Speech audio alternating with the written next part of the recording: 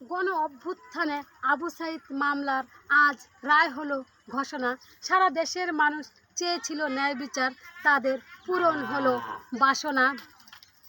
ASI আমির ও constable সুজনের সাজা হয়েছে মৃত্যুদণ্ড। পুলিশ হয়ে যারা সাধারণ মানুষের জীবন নিয়ে নেয় তারা পুলিশ নামে ভণ্ড। এদিকে ছাত্রলীগ সভাপতি কমল বড়ুয়ারও 10 বছরের হয়েছে সাজা। এবার বুঝবে অপরাধ করে বাঁচা এই সমাজে এতটাও নয় সোজা। 10 বছরের কারাদণ্ড হয়েছে মশিউর ও আসাদুজ্জামানের, যারা বর্তমান রয়েছে পলাতক।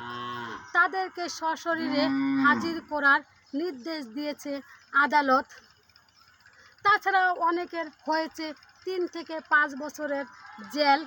আসলে নিরীহ মানুষের জীবন নিয়ে তারা খেলেছিল মজার খেল। প্রত্যেক অপরাধীকে সাজা দিয়েছে আন্তর্জাতিক অপরাধ ট্রাইব্যুনাল। এখন অপরাধীদের জীবন খুবই খারাপ, জীবন তাদের খুব নাজেহাল।